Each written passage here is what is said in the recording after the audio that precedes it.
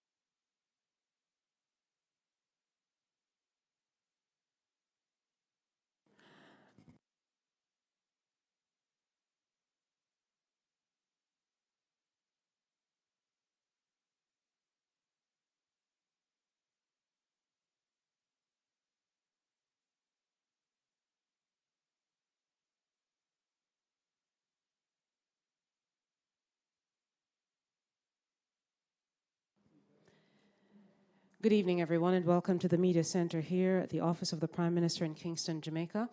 Prime Minister, the Most Honorable Andrew Holness, presided over the meeting of the Cabinet today. With him in the Media Center to deliver the briefing to the nation are the Ministers of Health. Well, let me take each minister. The Minister of Health, Dr. the Honorable Christopher Tufton, the Minister of National Security, the Honorable Dr. Horace Chang, the Minister of Foreign Affairs, Senator Kamina Johnson-Smith, the Minister of Local Government, the Honorable Desmond McKenzie, and the Attorney General, Mrs. Marlene Malahoo Fort. Along with the ministers, we have the Permanent Secretary here at the Office of the Prime Minister, Mrs. Audrey Sewell. The Prime Minister is at the lectern and ready to begin. Mr. Prime Minister. Thank you, Naomi. Good evening, ladies and gentlemen. Good evening to our Jamaicans watching in the diaspora. Many of you are longing to come home, and I want to assure you that we are working very hard on this end to ensure that you can come home safely.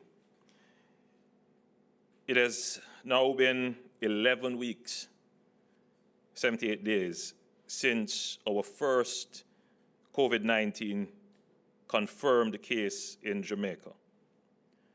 We now have 564 confirmed cases.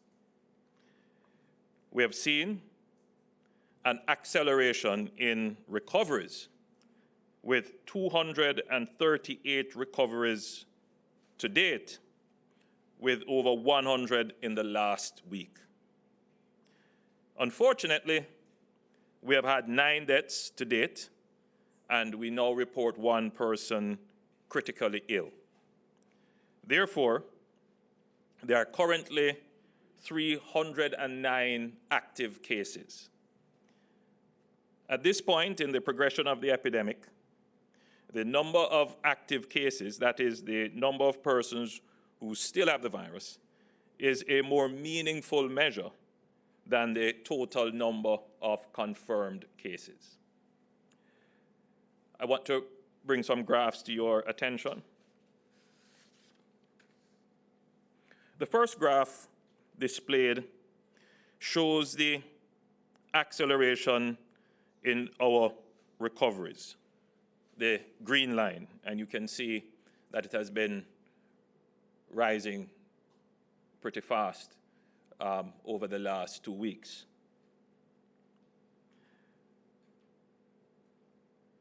And you will also see the reduction in the number of active cases, the blue line. And that is a good sign in terms of the progression and management of the epidemic. Our recovery rate is now at 44%. The second graph shows how our actual cases track against various doubling curves, starting from the point when we had our first 100 cases. The doubling curves show you various scenarios of how rapidly the numbers could increase. So if you were on the 6-day doubling curve, then that means that 6 days from any point, your numbers would be doubling. And that is a faster rate of doubling than if you were on the 8-day doubling curve, which would be the green line, or if you were on the 10-day doubling curve, or the 12-day doubling curve, or the 18-day doubling curve. So when we had our first spike, we were on a 6-day doubling curve. Then we moved to track an 8-day doubling curve. And then when we finally got on top of that workplace outbreak and started to control that, then we saw our curve flatten. And then we moved across to intersect with a 10-day doubling, a 12-day doubling, and now we're moving right across. If we continue on this path, we will intersect with the 18-day doubling, and we keep our numbers low, we will do even better, moving on to possibly a 35-day doubling. But right now, we're about to cross the 18-day doubling. And what that tells you is that your potential rate of increase is reducing. of course, the solid black line, if we could go back to that graph, is the cumulative number to date, 564 cases. And the dotted line shows what our numbers would be if we did not have the spike due to the workplace cluster. The last graph that I want to display shows the reproductive rate, or as it is called in epidemiological circles, the R0. The R0 is a measure of the average number of new infections that arise from a single case. And the graphic on your screen shows one person in red, which would be your index case, the person who is infected. And on average, the SARS-CoV-2 virus has an infection rate of somewhere between 2.2 and 3.5. So this graphic is showing that one person could potentially infect 2, and then those 2 persons go on to infect 4, and those 4 go on to infect 8, and then it continues to multiply. What we are interested in is how do we reduce the rate of spread, and the measures that we can put in place to ensure that one infected person infects 1 person or less. And the measures that can do that are social distancing, hand sanitizing, wearing your masks in public places if you have to treat with persons who are ill. And if you are ill with respiratory symptoms or flu-like symptoms, stay at home. If you know that you have a weak immune system, you are ill, you have comorbidities, diabetes, hypertension, exercise a greater level of caution. Measures such as observing the curfew, limiting your travel and your actions. Those measures, which are effective public health infection control measures, but also just you as a person taking responsibility for your own health, that will help in reducing the infection rate of the disease. So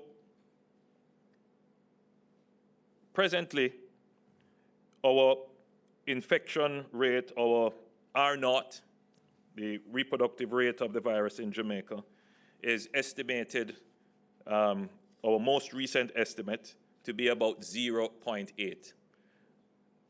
Effectively, you could say that one infected person infects 1 other person on average.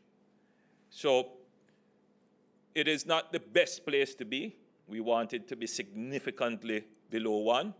Transmission of the disease is still taking place, but by virtue of the effectiveness of the measures employed, we are bringing down that rate. You will recall that at one point we were as high as 2.2, and then we've come down to 1.6, and now we are at 0.8.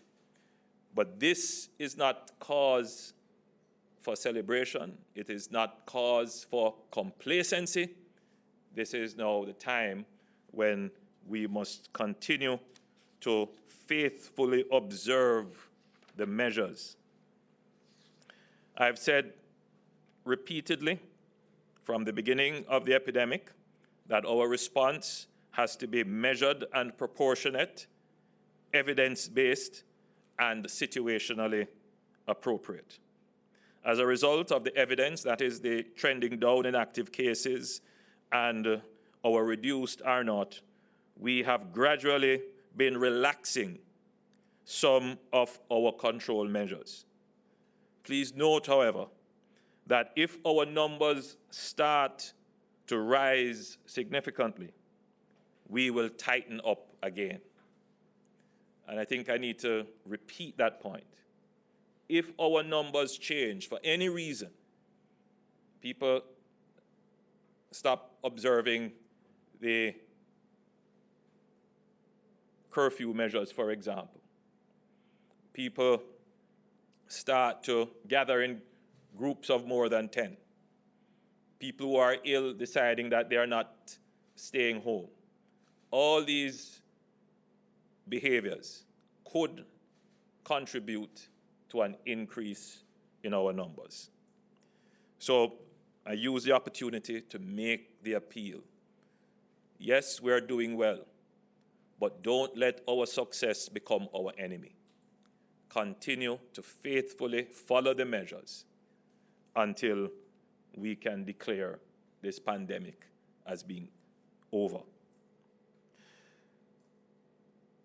I want the public to clearly understand that our measures will continue to be guided by the evidence and the numbers. So as we relax the measures and we increase the rate of repatriation of Jamaicans, even with the best will and the best implementation of the measures, we recognize that because of our limited resources and the constraint that places on our ability, that there is the possibility that our numbers could rise. So we have increased the rate at which we are repatriating our Jamaican brothers and sisters. But even with the best will in the world, even with the best organization, even when we put in the best public health measures, the possibility is not just for Jamaica alone. We have seen it in other countries right across the globe, that when repatriation of nationals take place, there is the likelihood of our numbers increasing.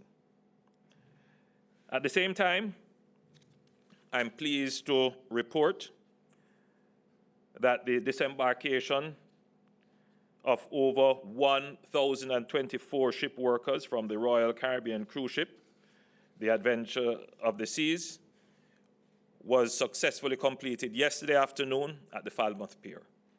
This brings to just under 1,500 Jamaicans being returned to date using the controlled re-entry program.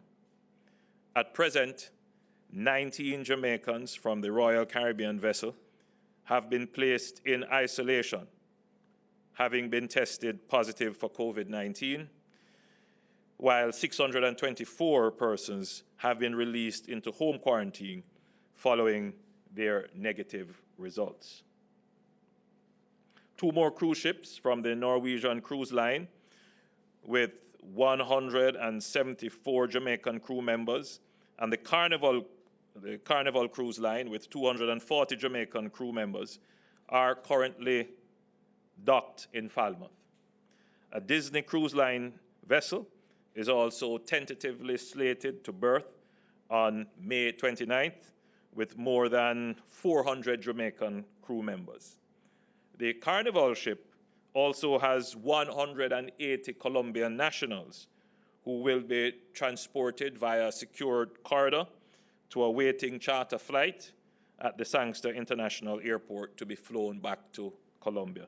It should be noted that this is not the first time that Jamaica has facilitated airlift of crew members or passengers. I believe we did it early in the start of the epidemic, and it is part of our international duty. The same protocols and procedures used for the Royal Caribbean Cruise Line will be used to land our incoming ship workers. In addition, approximately 220 Jamaicans, including 40 involuntarily returned Jamaicans, are scheduled to return by air over the next 7 days. Last week, I had indicated that we were in the advanced stages of developing a home quarantine monitoring solution through the JAM COVID-19 app.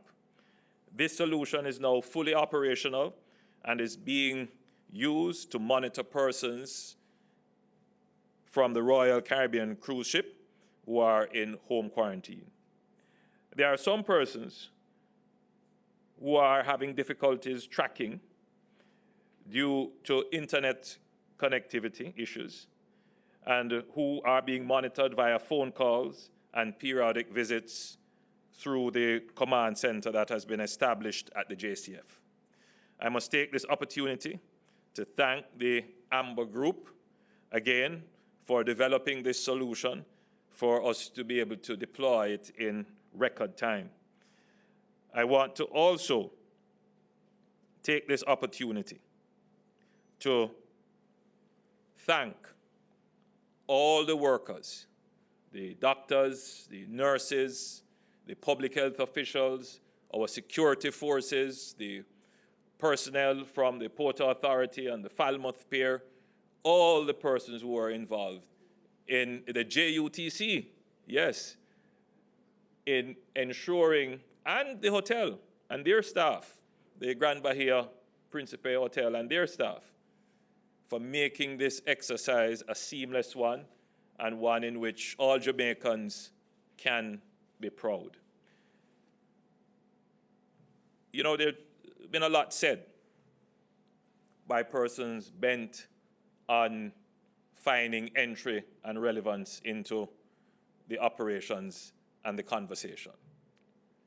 And for deliberate reasons, we have decided not to distract ourselves in responding to every claim that is made. I wish to repeat that the government of Jamaica engaged the cruise ships. It is a very complex operation, and by virtue of that complexity, it would not be appropriate for the government to give information that was premature. Those persons who are knowledgeable about these kinds of issues, managing disasters and these kinds of crises, will know that the situation changes minutely. 1 minute you're told we have X number of workers on the ship, and then another minute you're told, wait a minute, we're going to consolidate with a ship somewhere else.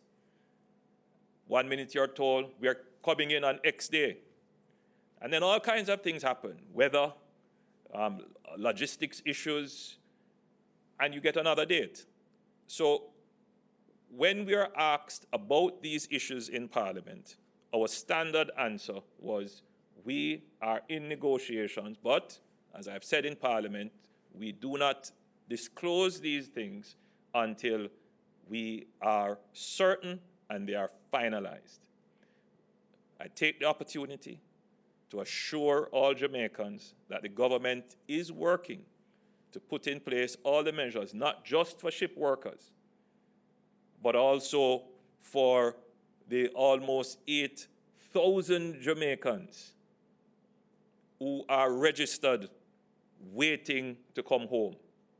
The logistics of getting them home safely is even more complicated than that of the ships, because at least you have certain knowledge of a vessel that will take them in. To deal with the persons who have to come by aircraft, as you know, we don't have standard regular flights now, so we have to wait on flights of opportunity. We are also working very hard behind the scenes to ensure that we can put things in place to ensure that flights with some regularity are available to repatriate our Jamaicans. And those discussions have to happen at the highest level. They have to happen with great sensitivity, because you have issues, for example, is it economical to fly? Are you going to be flying one way, meaning you're bringing in passengers but going back without? So the economics of the flight has to be sorted out. And then, just the whole business of ensuring that people who say they are going to register to come, that they do actually turn up for the flights, and that you don't have empty seats that could have gone to persons who want to come. So the behind-the-scenes management of these issues are very complex, they are resource intense, and it requires the government to manage it in such a way as to ensure the safety of the persons coming back, the public safety of Jamaicans here, the safety of the travel, and to ensure that we, as much as possible, minimize the cost.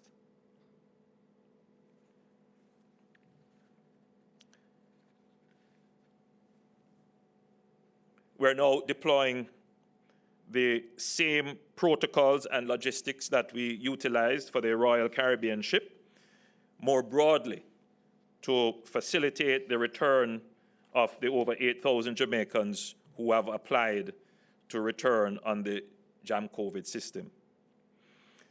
What this means is that the state quarantine that we had in place, which we had required for 14 days, we will no longer require that 14-day state quarantine. Persons will arrive in Jamaica, they will be tested, they will be facilitated at a state quarantine until their tests are ready. If their tests are negative, then they will be allowed to complete their quarantine at home. This will allow us to increase the rate and pace at which we can safely repatriate Jamaicans overseas who will be relying on air travel to get home. Suitability of homes and living conditions have to be assessed for home quarantine. To speed up the assessment, we have sent out a series of questions for applicants on the JAM COVID system to complete. I urge everyone who has applied to complete and submit this as soon as possible so that we can continue with processing your applications. Notwithstanding our focus on the ship workers presently, we will continue to work assiduously to focus all our resources to repatriating Jamaicans by air. And from the last assessment that I have received, we are expecting that we should be able to complete the repatriation of Jamaicans by ship by the latest, the middle of the first week of June, in June. And then thereafter, we should have our full energy and resources to focus on increasing the pace of the repatriation of Jamaicans coming in by air. But it should be noted that even though we are focusing on the ships that have come in to repatriate them, we are still bringing in roughly, in the next 7 days, approximately 220 Jamaicans by air. So we are doing both. But by mid of the first week of June, we should be able to exclusively focus our attention on repatriating as many Jamaicans by air as possible.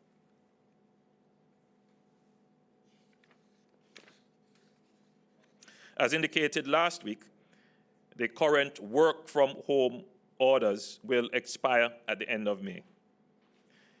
As of June 1, persons other than our vulnerable population, that is, persons aged 65 and over, and persons with comorbidities, will be allowed to return to work. The PSOJ has been working with the health authorities, and we are well advanced with developing the infection prevention and safety protocols that would be needed for the workplace. I've heard the concerns of certain groups from certain quarters, and I want to take this opportunity to clarify the government's intent in allowing the work from home orders to expire. We're not saying that everyone should return to work regardless of their circumstances. We acknowledge that there are persons who would have responsibilities by virtue of schools being closed and having children at home to attend to. We acknowledge, and we have said, that there are persons with comorbidities who should be very careful how they return to work. And therefore, we expect that the employers would exercise a high level of understanding in this period. But we also have the obligation, the duty to return our economy to its full productive capacity as quickly as possible. So our theme, our new theme, is work safe and work smart. So work that does not need physical presence at the workplace. We are encouraging our employers to dialogue with their employees, negotiate with their employees, use the facilities that are available under the flexible work arrangement legislation to put in place the framework, the measures, the systems, the solutions that will ensure that persons who have children at home by virtue of school being out, persons who are ill, if they can be facilitated with these measures, let us use them. We have had this law for the last 6 years. It hasn't been fully utilized. Let us utilize it now. There is a sense as well that the government is moving too quickly to reopen the economy. And I want to address this point briefly. The Jamaican government has been very careful not to shut down the economy. Somehow, in the crescendo of opinions, we forget that there was an overwhelming call from certain quarters to shut down the economy. I mean, it's as if those calls were not made. The government did not respond to that. The government outlined a process that if cases reached a certain level and it became situationally appropriate, then we would still act, but with measure. And you would have seen that where it became appropriate, the government acted proportionately in a measured way, using the available data. And so you would have seen the government utilize community quarantine. We had lockdown of one parish, and we contained workplace clusters. But we never shut down the entire economy. We took measures to control our borders, and we have been doing that from the start. From even before the first case came to Jamaica, we put in place travel restrictions, and we gradually tightened those restrictions till we reached the point of closing the borders to incoming passenger traffic. And now we are at the point where we have to now change those restrictions to allow for the full operation of our economy. How is this going to be done? We do not intend to do this without giving notice. we don't intend to do this without developing the protocols to do so. And we don't intend to do this without having the public health science behind what we are doing, justifying the actions. And as I have said before, the evidence before us, looking at the number of cases that we have, the number of cases that are still active, looking at the number of deaths that have resulted, looking at the number of recoveries, looking at the infection rate, and looking at the level of citizen cooperation, which is, in my opinion, probably the most important variable. How are the citizens behaving? Are they acting responsibly? And I think I would, if I were to give a grade, I would say that 70% of Jamaicans are acting responsibly. The greatest challenge I'm seeing is for us to observe social distancing. And that's the hard part. And I take the opportunity to appeal. In public places, in meetings, in gatherings, stay 6 feet apart. Try to get the concept of 6 feet. Walk with your tape measure if you have to, and get that concept of 6 feet. But that is the critical thing. From my estimation, the Jamaican citizens have been acting in a responsible way generally. The challenge that we face now, as we move to reintegrate our returning population, is for them to act with an even higher level of responsibility as they are reintegrated into the society. So many of them would be coming from other countries where similar requirements and measures and protocols are in place, but could feel a sense of relaxation coming home and do not observe with the faithfulness that is necessary to preserve the good management of the epidemic in Jamaica. So I also take this opportunity to appeal to those Jamaicans returning home that you have a duty to follow the rules, the protocols, the measures in place, and to follow them faithfully and consistently. So,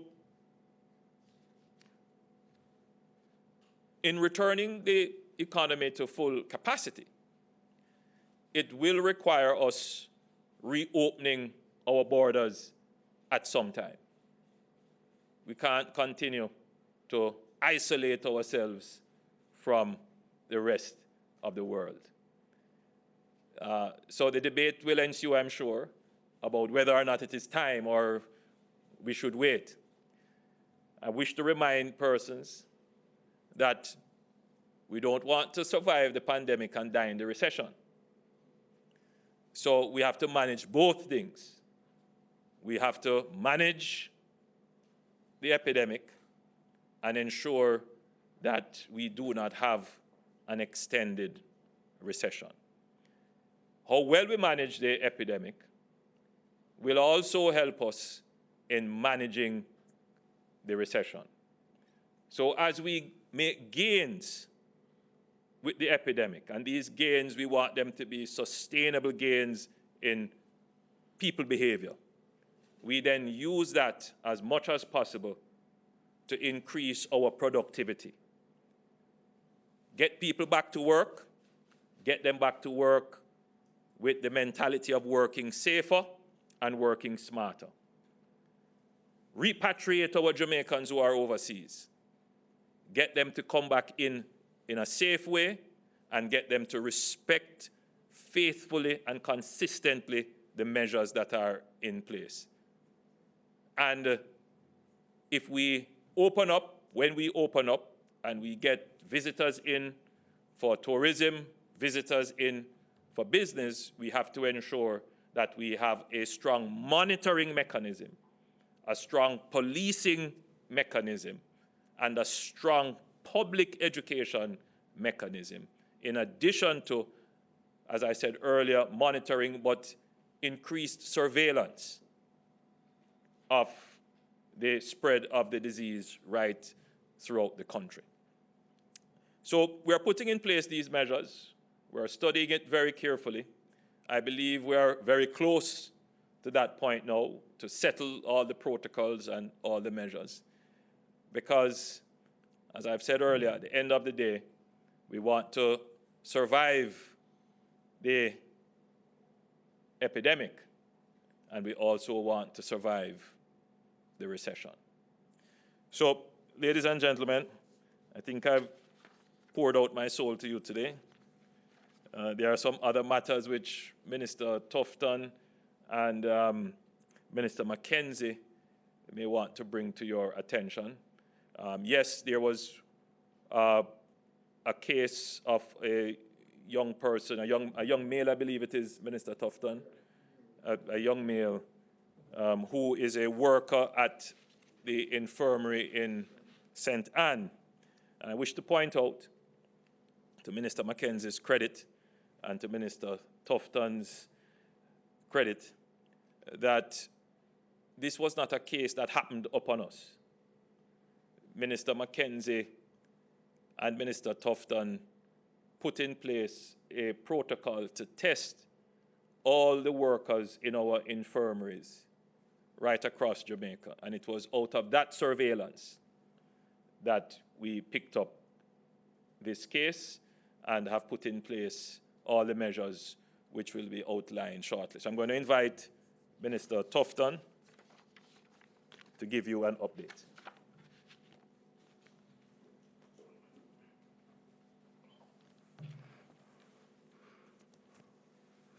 Thank you, Prime Minister, except that I need my glasses.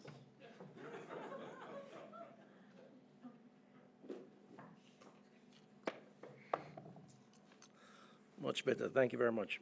So the part of the way forward, Prime Minister, as outlined by you, is to ensure that living with COVID, as we should expect to do, with the opening up of the economy, with the less restrictions on movement, would be for us to look at the vulnerable communities across Jamaica and to ensure that we prepare ourselves to provide information in the first instance to promote prevention, and in the second instance to treat to the extent that the COVID virus touches down in any of those vulnerable communities. Two such vulnerable communities would be infirmaries and nursing homes. And there are others, the prisons, communities that have high levels of poverty where basic amenities may be absent. Of course, persons with underlying conditions, so diabetes, hypertension, etc. So the Ministry of Health and Wellness, working with all our stakeholders, and in this case, with local government, is going through a process of assessing those vulnerable communities and putting the necessary infrastructure in place, both personnel capacity, testing, monitoring, to manage that process under the living with COVID or freeing up of the society and economy.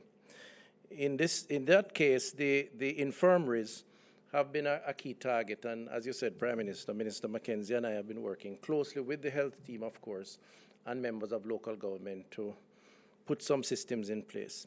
So we do have a case, as reported in the media and confirmed by you a short while ago, of a positive employee at the St. Anne Infirmary.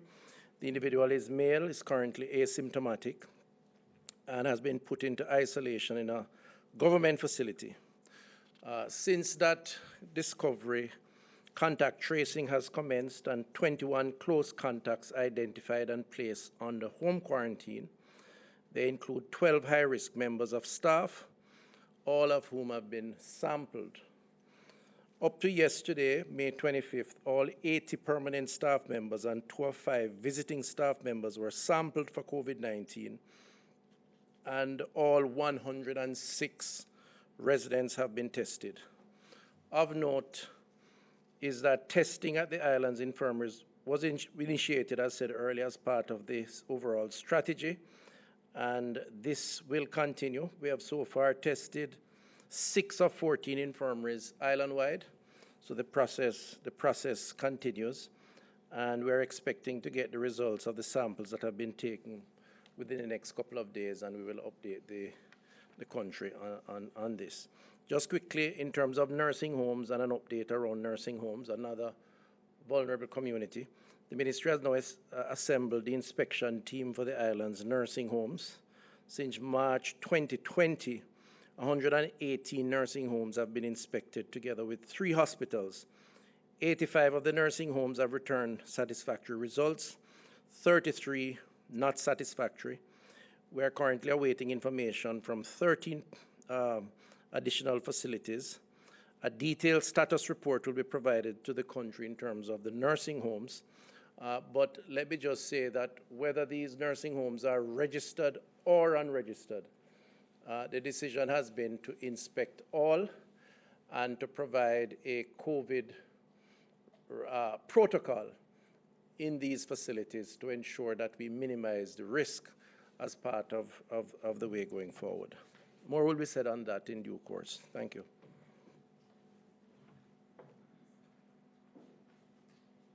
Let me invite Minister Mackenzie to give a quick brief on the other measures. Thank you, Prime Minister. As Minister Tufton outlined a while ago, the protocols that we have put in place in our infirmaries and golden age homes across the country. Let me say that since the announcement was made early in the response to COVID-19, we had restricted visits and intake into our infirmaries. Those measures still stand. The government committed to provide resources to all the municipalities to establish isolation units within each infirmary.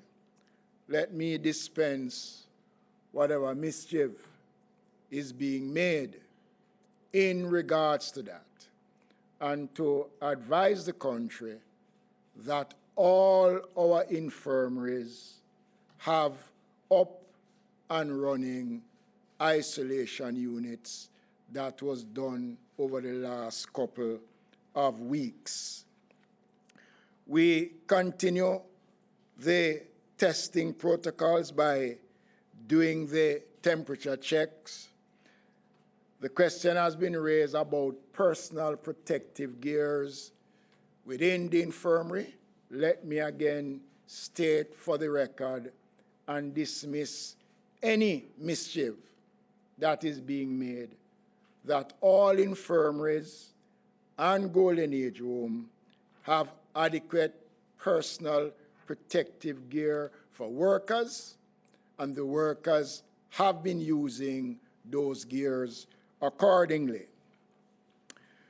Concerns have been raised about the operations of our infirmaries. Again, let me dispense the rumor and the mischief that is being made. That sanitization program was undertaken a couple of weeks ago, and another round has been conducted. The infirmaries were provided with 150 temporary staff to support its operation, and that process is still in place. One of the initiatives that we intend to put in place to ensure that we beef up the safety of the infirmaries is that we are now going to be providing transportation for each infirmary worker to take them from home to work and back. So we are going to be reducing the contact that these workers have with the general public in order to protect this population. The government is committed in maintaining the structure that has been put in place, and we can assure the country that all the steps that are necessary to protect the vulnerable in these institutions have been taken by the government, and we have not dropped the ball on protecting those within our infirmaries and golden age homes. Thank you, Minister. And I just take the opportunity to remind Jamaicans that as part of the relaxation of measures, the new curfew hours will take effect. So instead of 8 p.m., the curfew hours begin at 9 p.m. Minister Mackenzie, you forgot to give an update on the bars.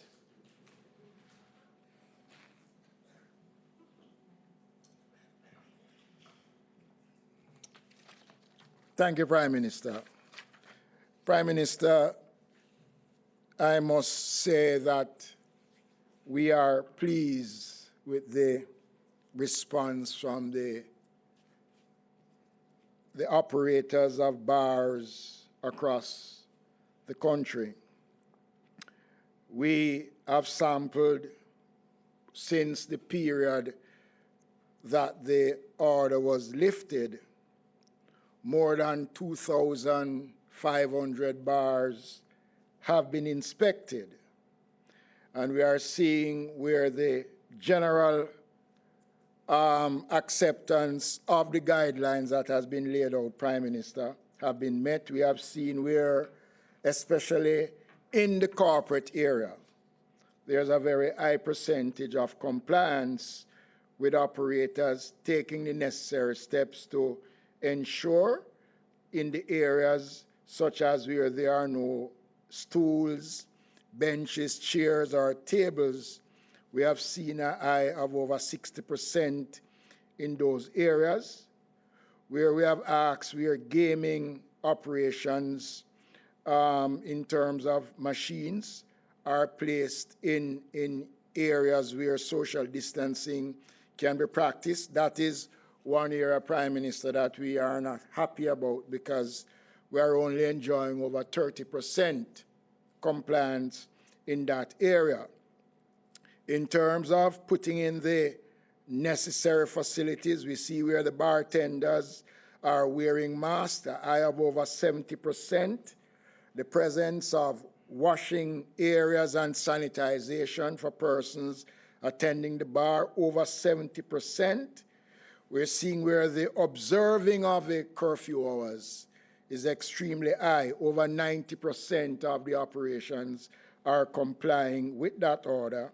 And surprisingly, Prime Minister and colleagues, in the area of 5 persons, including the bartender, based on the survey that we have done, over 80% compliance in that area, and that is one area that we are very pleased. We are also observing the same discipline within the areas of the dominoes and other games where the compliance is relatively good. Prime Minister, one of what we have found in the exercise that we have been undertaking is that a significant number of these bars are operating without the requisite permits, spirit license, food anglers permit, trade license, etc., is one thing. But a protocol is being worked out between the Ministry of Local Government and the Ministry of Justice to ensure that we work with these operators to comply fully. And the last thing, Prime Minister, this survey that is being conducted on over 11,000 bars, village bars and taverns across the country, is not the final decision. We are doing an exercise that will determine, but the final decision is that of the Ministry of Health, and they have been working closely with us to ensure that we do the survey. So we are expecting that by the end of the 14 days, we would have surveyed almost the majority of those bars that are open and are operating. But overall, we are seeing a positive response from the wider public on this matter, Prime Minister. Thank you, Minister Mackenzie. If there are any questions. Thank you so much, Mr. Prime Minister. There are members of the media on the Zoom link. We encourage them once again to ensure that their background is free from distraction, and of course there is no noise coming through. They are unmuting their mics, and we now have a few on for questions. First question from Althea Saunders of the Jamaica Observer. Hi, good evening. Just a quick question, an issue that was not raised, but a concern has been brought to me.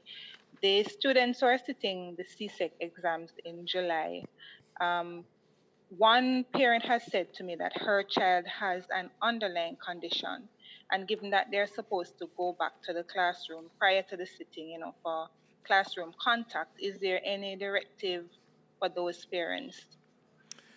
Yeah, the minister isn't here with me today, but the standing procedure of the Ministry of Education is that if a child has an underlying condition or a special learning need, there would be provisions made to facilitate their learning and examination taking. So yes, that parent should contact the Ministry of Education, preferably the regional office, or contact the school and the education officer, and consideration and arrangements will be made. And the Minister of Health will give you a little bit more. Just to say that the Ministry of Education has been discussing a protocol with the public health officials, which covers a very wide area, including sitting of exams. So that will be covered, Prime Minister, appropriately in that protocol. So both from the health perspective and from the education perspective, any issues like that will be accommodated. Thank you, Mr. Prime Minister. If I could ask just the journalists online to allow me, there are several questions on social media as well, and given that you'd started there was someone who had asked, what about daycares? With the work-from-home order not being reinstated, will the government be looking to open daycares or preschools? Right, so the orders still remain as it relates to schools, and that would also incorporate daycares. We will have to have a special consideration, and I believe that those issues would be considered or being considered now under the protocols for the return to work.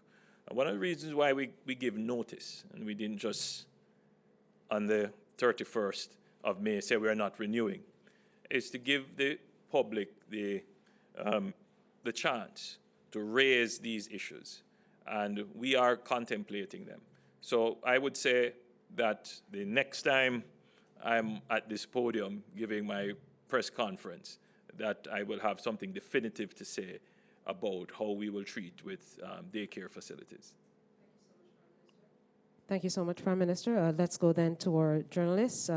18 Degrees North, Zara Burton. Good night, Prime Minister. Over the weekend, you tweeted that you were enjoying the clash of the two veterans, Beanie and Bounty, and most people would agree with you it was a lot of fun to watch. However, were you happy with the level of social distancing at the clash? And is that the new standard for all of us? Will this be the standard for tourists? If you are not happy with it, why didn't you say something? That's one quick question. And then the other question I'd like to ask is about to the Minister, of National Security, if he is there. Yes, Minister Chang is here. Okay, so Minister Chang, I had put in an access to information request to PICA regarding the number of people that were admitted into the country during the lockdown period on incoming passengers without exemptions from you. I've received similar data in the past from PICA. However, In this instance, even though I'm just requesting the numbers, they're claiming an exemption clause based on national security, international relations, and defense issues. Again, since I'm only requesting the numbers of the people admitted, can I understand why those exemptions are being used on national security, defense, and also international relations? And if there's no logical excuse, can I be assured that the Minister of National Security will allow the release of the information by this week? Because PICA does have the information on the numbers. Thank you, Ms. Burton. On the entertainment question, I don't think you could use the virtual clash as a measure of what the protocols would be in tourism. The clash was done in good spirit, and all Jamaicans, including the JCF, played their part in pulling off one of the most successful virtual dance hall ever. So, you know, if we were to be, brutally honest, certainly not at all times social distance was observed during the performances.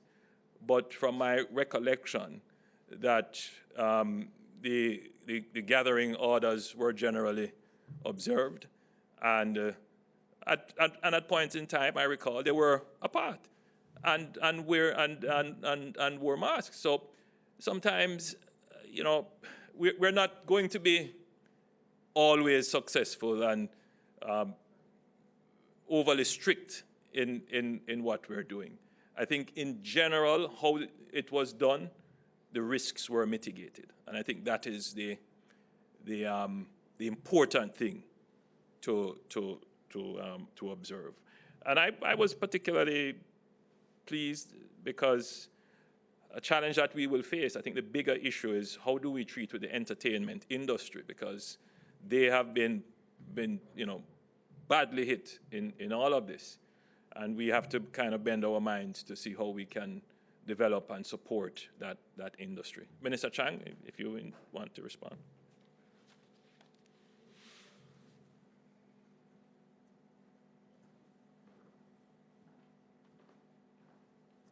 Thank you, Prime Minister. I'm not sure exactly what is required, but under the various orders that were initiated during the time of the border closure, the Ministry of National Security was given the right to make exception under special circumstances. The various criteria given can be outlined, and in particular for diplomats, it was clearly stated that we would allow our diplomats and their families who are assigned to Jamaica in particular on important issues to come in on request. That happened for the U.S. Ambassador and a number of others. I don't have all the data.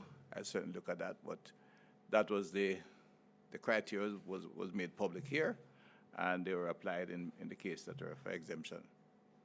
And I assume you're referring to international exemption, the border closure. Thank you. Our next question comes from Dion Jackson Miller, RJR. Thank you so much. Last week, Mr. Prime Minister, you spoke about the use of geofencing and the protocol that if it's used, that personal data would not be kept, suggesting that that's a policy position of the government. What, though, is the statutory authority under which you would be using geofencing? And if you are going to be operating on the statute, where are the regulations that would be needed? My other question relates to the relaxation of restrictions. At this stage, it seems that people over 65 are at home with no end in sight. I understand the vulnerabilities, but at what stage is the Ministry of Health going to feel comfortable removing the stay-at-home order for the over 65 group? And finally, does the number still remain in terms of no more than 10 people being allowed to congregate at a funeral or church or anywhere? I'm going to ask the CMO to join, and then I'm going to ask the Attorney General to come and give you an answer, since you've raised legal question and you being an attorney yourself. I'm not the appropriate person to respond. AG?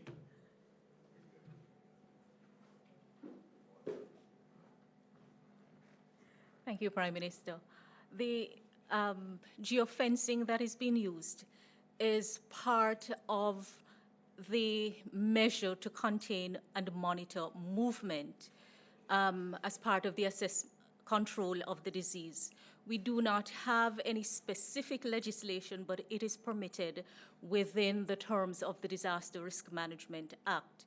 And if you look specifically at Section 26, and then you go to Section 52, which is the offense-creating section, you would see that it can be done. As we go forward, however, we will be looking at specific legislation where technology is utilized.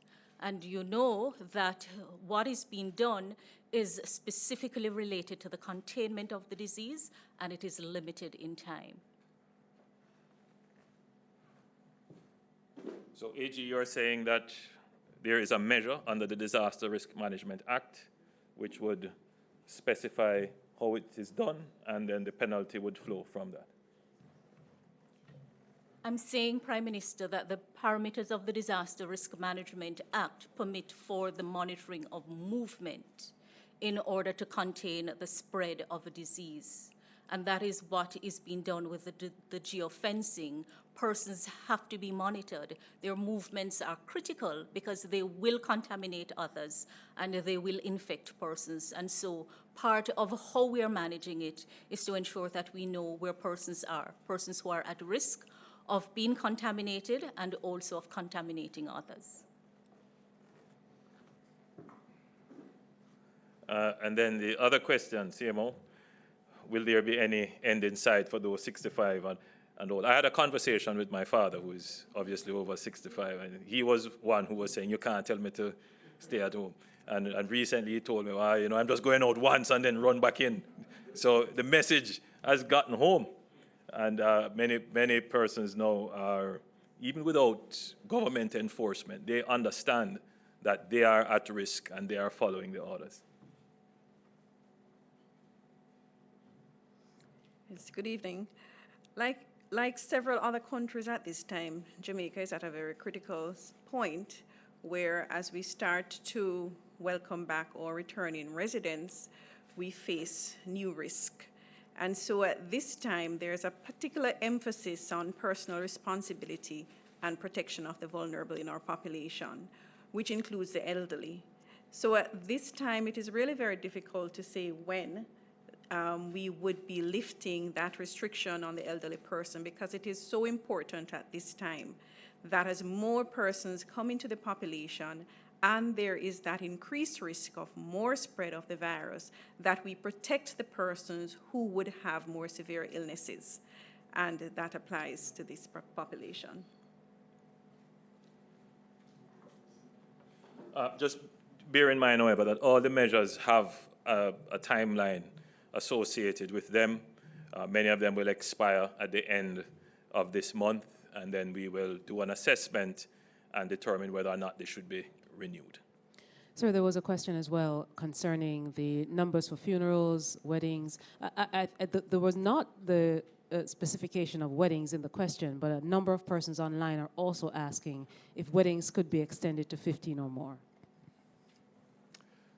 Okay, the original order for funerals was 10, but as I explained at the last press briefing, following discussions with the trade, that is the Undertakers Association and representatives of the clergy, that they recommended 10 mourners and 5 persons, including the minister of religion and those who would facilitate the burial of the person. So it is actually 15.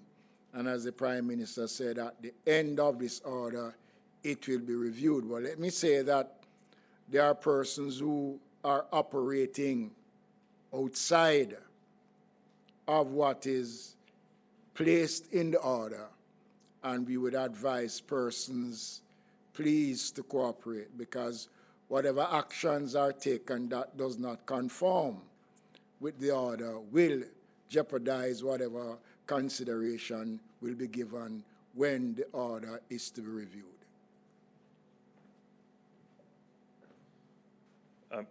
You might also recall that for churches, we had made a new order which saw the implementation of a physical distancing rule, which effectively was a square footage per person rule, which allowed for more than the 10 within the space deemed as the worship area.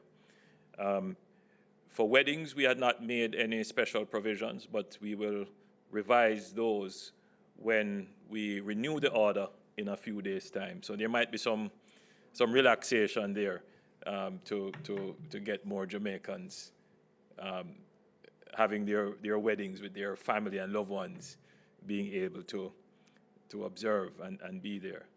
And I don't think anybody would complain about social distancing between a bride and a groom. Thank you so much, Prime Minister. We'll take 2 more questions. Dashan Hendricks from TVJ, and he'll be followed by Damian Mitchell, and then we'll close. Dashan?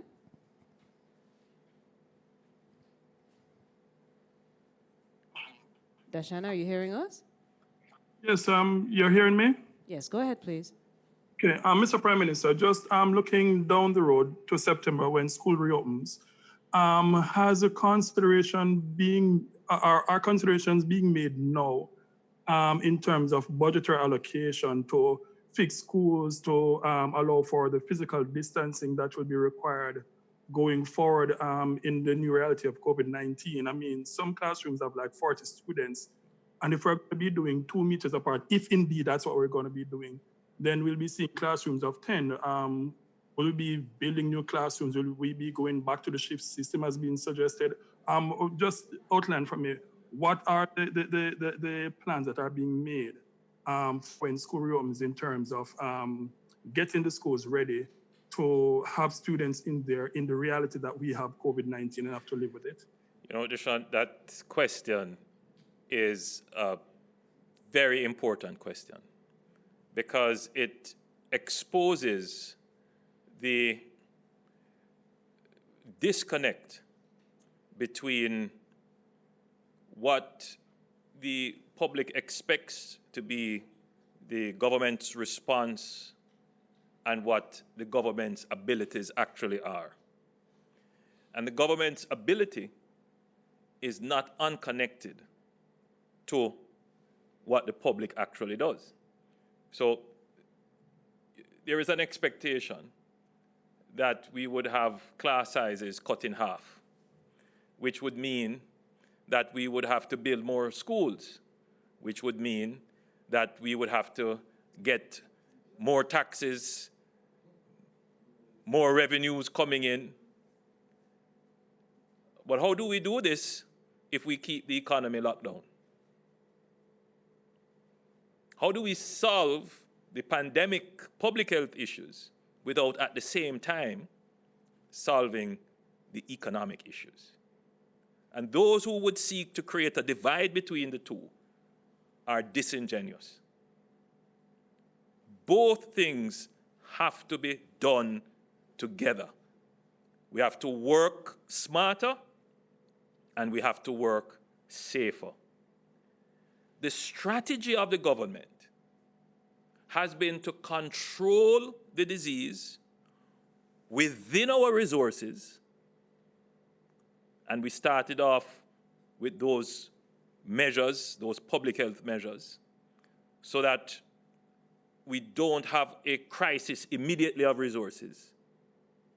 And then to get public buy-in, public cooperation through a public education campaign and a confidence building campaign so that the citizen, the individual, is faithful in following the orders and acting responsibly.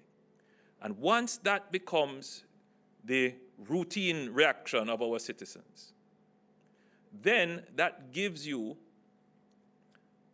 more space, as it were, to develop your economic response.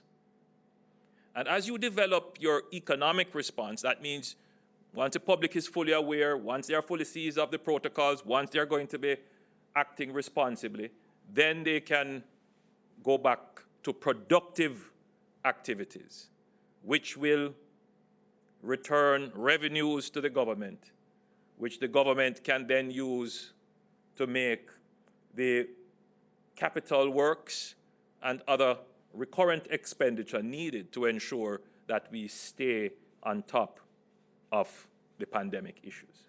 So it is all connected, Dashan, all connected. So I'm not going to tell you today that we are going to be building more classrooms. What I'm going to tell you is that we want to have a very strong public education campaign, including for our children.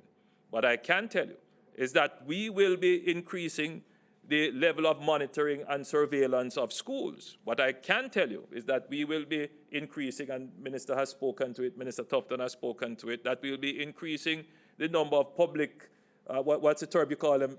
The community health aides that will be there in the communities to assist with the monitoring and the surveillance and the public education. Because that, more than anything else, is the key.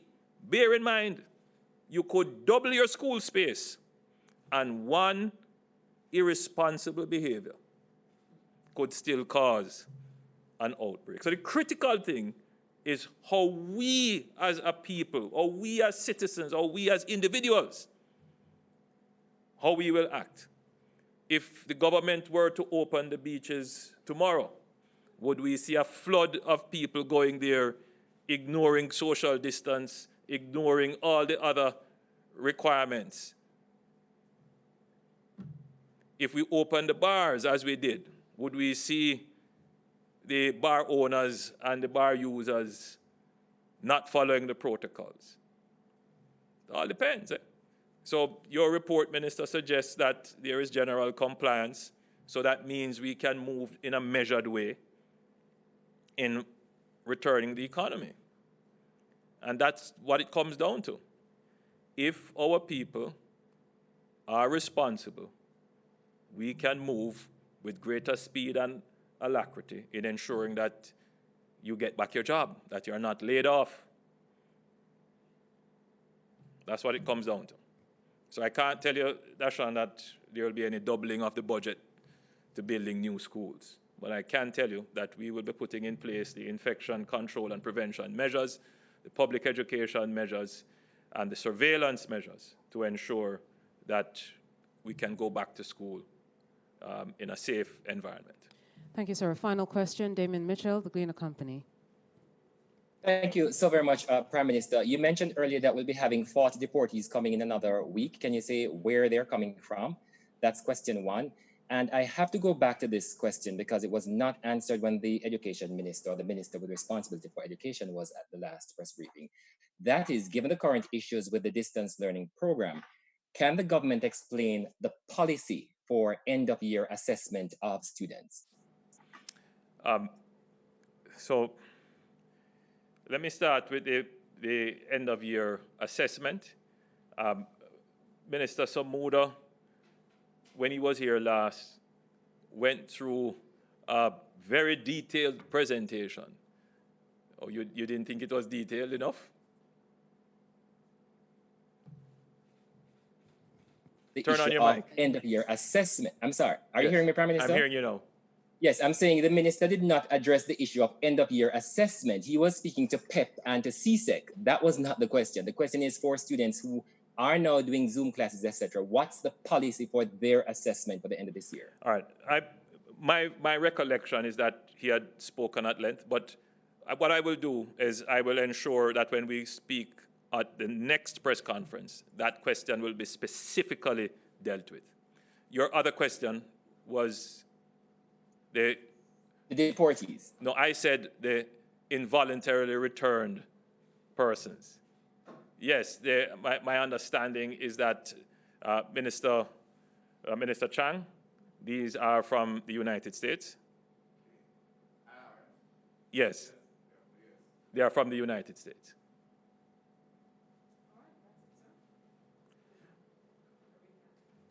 So I think we have had a good press conference. We have under an hour and 30 minutes. So just to be quick in closing, the government is doing, Jamaica is doing fairly well in managing the epidemic. We are now focusing on ensuring that we can minimize the effects of the recession. The space created by the good management of the epidemic must not be wasted by complacency or any irresponsible behavior on the part of the citizens. Two things work hand in hand. So let us continue to manage the epidemic well.